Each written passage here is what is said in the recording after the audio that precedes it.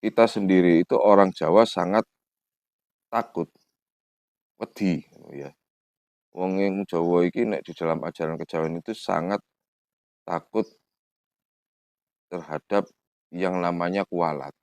Nah, sehingga itulah kenapa eh, orang-orang kejawen ini tidak terlalu berpikir bahwa oh ya saya hidup ini tujuannya surga, setelah kematian nanti saya akan mendapatkan begini begini ke pokoknya wis gambaran iki pokoknya besok lek mati mlebu swarga kuwi enak. Nah, artinya nek kowe besok mati mlebu neraka bakal ora enak. Nah, itu tidak ada konsep itu di dalam konsep ketika kita sudah mati. Karena kan di dalam ajaran kejawen itu yang dikatakan mati itu manunggal jati.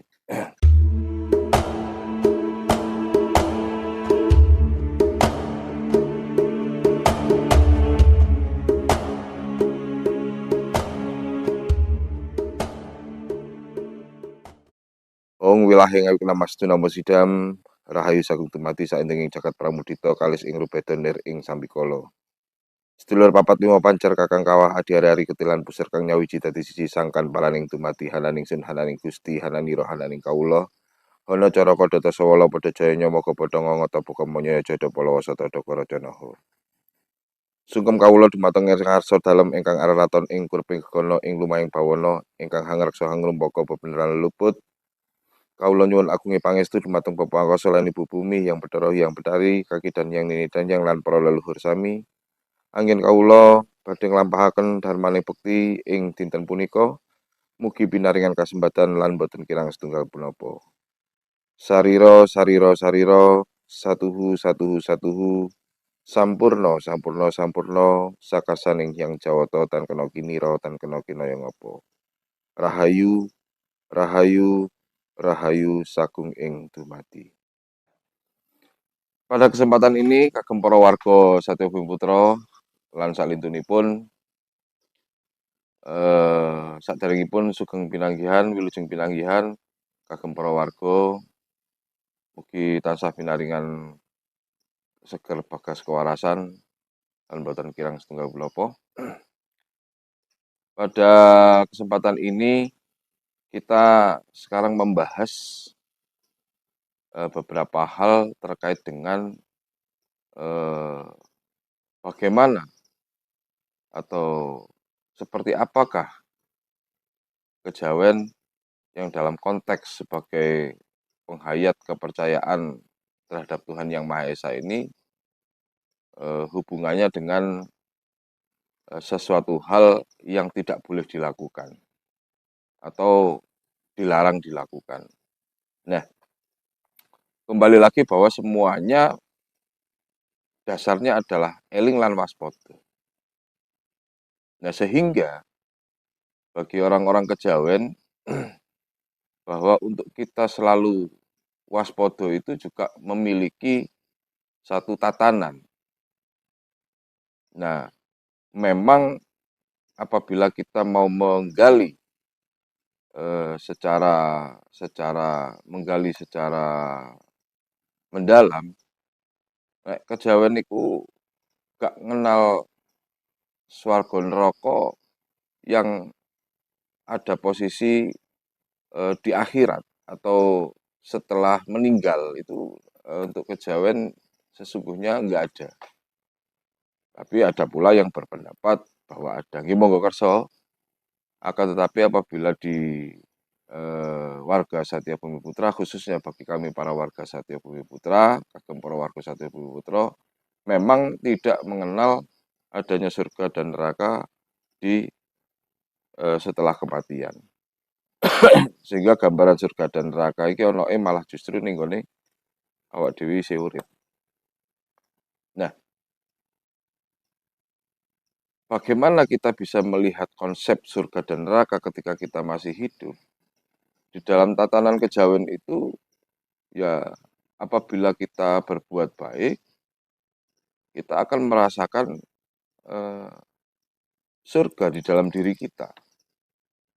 Tapi apabila kita melakukan sesuatu yang pada akhirnya itu merugikan orang lain, walaupun mungkin orang lain yang kita rugikan tidak tahu bahwa kita yang merugikan, karena ya namanya merugikan orang lain itu kadang-kadang kan disengaja ataupun tidak disengaja.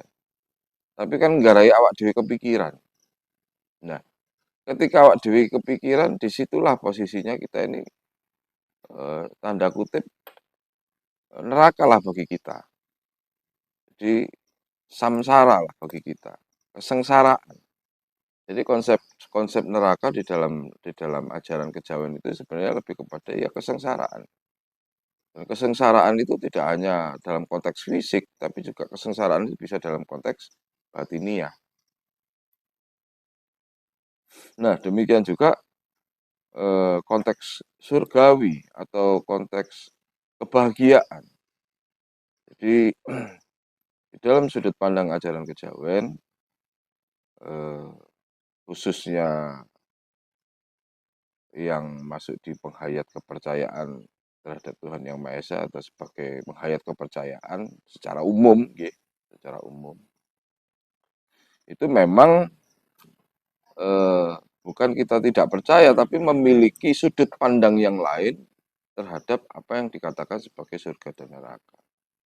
Jadi surga dan neraka itu sudut pandangnya adalah bahwa kebahagiaan itu akan terjadi apabila kita berguna bagi orang lain.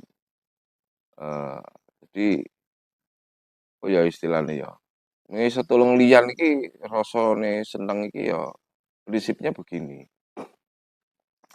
Saya akan menjadi bahagia apabila Anda itu bahagia. Istilahnya adalah letak kebahagiaan kita itu pada kebahagiaan orang lain.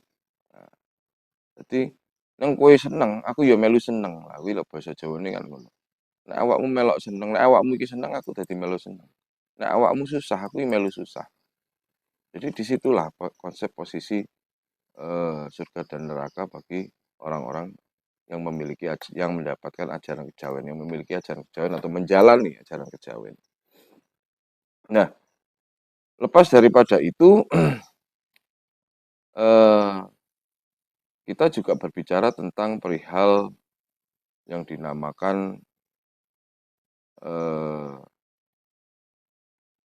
dosa, yang dinamakan pahala atau pala, ya. Kalau orang Jawa ngarani pala itu adalah buah. Makanya kita memahami konteksnya itu karma pala. Jadi sebenarnya prinsip berdosa atau tidak berdosa itu lebih kepada hukum sebab akibat utawa karma pala. Nah, memang mungkin agak menjadi sedikit mirip ya dengan Hindu mungkin juga ada karma pala, dengan Buddha mungkin juga ada karma pala. Jadi ada sedikit kemiripan. Jadi kita sendiri itu orang Jawa sangat takut, wedi, ya. Wong Jawa iki nek di dalam ajaran kejawen itu sangat takut terhadap yang namanya kualat. Nah, sehingga itulah kenapa orang-orang kejawen ini tidak terlalu berpikir bahwa oh ya saya hidup ini tujuannya surga, setelah kematian nanti saya akan mendapatkan begini begini ke pokoknya wis gambaran iki kowe besok lek mati mlebu swarga kuwi enak. Nah, artinya nek kowe besok mati mlebu neraka bakal ora enak. Nah, itu tidak ada konsep itu di dalam konsep ketika kita sudah mati, karena kan di dalam ajaran kejawen itu yang dikatakan mati itu manunggal jati. Sehingga kita kembali sangkan paran ing dumadi kuwi mau. Seperti yang kemarin sudah pernah saya jelaskan, tersimbolkan kepada aksara Banda Caraka Data Sawala Pada Jaya Moga Bodongo Ngata Bokomonyo Jada Polo Satodo Koroco Noho budal saka ho gue balik ya nang ho. Jadi justru kita tidak berpikir bahwa tujuan kita adalah surga dan neraka setelah kita meninggal, tapi justru pada saat kita hidup ini tadi, surga dan neraka kita itu pada saat kita hidup dan kita sangat-sangat percaya dengan adanya kualat. wedi karo sing diarani kualat. Sehingga kita meyakini ketika kita melakukan sesuatu hal yang tidak baik, nah itu sudah turun-menurun oleh orang tua, oleh orang-orang pendahulu kita,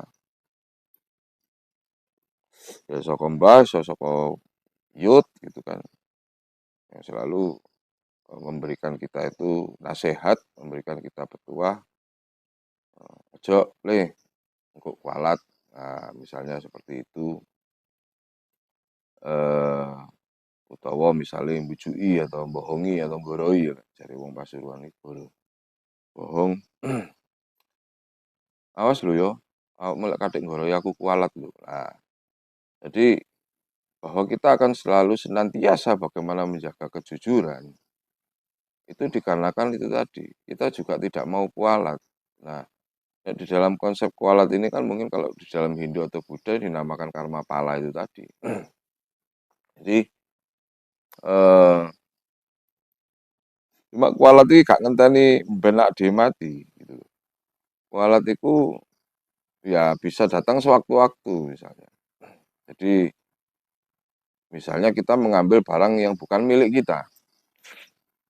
Nah itu prinsipnya pertama itu sebelum kualat itu ada satu tatanan, ada satu aturan yang dinamakan gailok. Nah, mungkin kata ini gailok itu dari kata tidak elok. Kalau dalam bahasa Indonesia itu tidak baik, tidak indah, tidak enggak elok iki apa ya nek ngarani itu tidak berestetika. Jadi karena orang Jawa itu sangat kental dengan estetika yang tinggi sehingga terkadang apapun itu selalu mencoba untuk perfeksionis, berhati-hati. Itu umume sih, umume ya. Umumnya seperti itu. Sehingga terhadap segala sesuatunya itu juga ya kembali lagi ku mau waspada lan ngati-ngati. Nah, banyak hal-hal yang kemudian ketika kita mau melakukan sesuatu itu selalu diingatkan aja sampai ngelakoni barang sing gak ilok. Nah, apa ya neraka gawe awake dhewe. Ngono. Dadi kualat iki ya dadi neraka nggo awake dhewe. Mungkin nek basa Jawa kasare dadi apes lah kan begitu. Nah, misalnya awak dhewe mbujuki kancane ngono kan. Krana apa ya gak gelem dijaluki tulung terus alasane ngalor ngidul ngetan ngulon. Nah, suatu suatu saat ketika kita minta pertolongan kepada teman kita, mungkin bukan teman yang kemarin minta tolong sama kita, tapi kepada orang lain, teman kita yang lain misalnya. Kuwi bakal kedaden awak dhewe iki njaluk tulung karo kancane awak dhewe bisa bakal angel. Karena apa? Ya itu tadi, mungkin ya kita nggak sadari gitu kan. Awak dhewe gak gelem nulungi duduk mergo medhit, biasanya sih mergo males gitu kan. Nah, karena kemalasan ini adalah satu hal yang memang konkret ya, hampir semua manusia itu yang paling sulit adalah melawan kemalasan. Dijali tulung kanca mergo males wis kadung PW nek basa saiki basa gaul wis kadung penak. Ngono ae alasan, "Wah aku ora iso, aku gak iso ya Bro, sepurane yo, aku saiki ono ndek kene," padahal sebenarnya dia di rumah misalnya. Padahal kancane iki njaluk tulung ya penting banget gitu kan, karena merasa mungkin misalnya katakan koncone iki numpak sepeda motor bane kayak bocor. Nah, kenapa telepon sama jenengan karena mungkin bocornya itu ndak jauh dari rumah jenengan, tapi jenengan lagi asik nonton, delok bal-balan, gak gelem diganggu. Ditelepon, TV dimut, "Kowe ning ndi?" "Wah, aku ning jaba ya." "Apa?" "Waduh, banku bocor ya, aku iso njaluk tolong gak? Susulno cedhek saka omahmu, aku lagi gak di omah." Misalnya salah satu contoh begitu. Nah, ini adalah hal-hal yang kemudian menjadikan awak dhewe iki kualat ngono. Koncone butuh tenan kok mbok gorohi. Itu adalah hal pertama. Hal yang kedua lagi adalah ketika kita tidak hormat kepada orang tua, gak ngajeni. Nah, iki nek cara Jawa iki basane nglamak gitu kan. marang wong tua iki nglamak. Ngomong nyengol-nyengol, bentak-bentak. Nah itu juga bisa membuat kita kualat, ya mungkin kualatnya bukan kita dibentak oleh anak yang lebih muda dari kita ya, tapi bisa jadi dalam melakukan segala sesuatu hal iki ora dimangestoni mring Bapa Angkasa karo Ibu Bumi. Jadi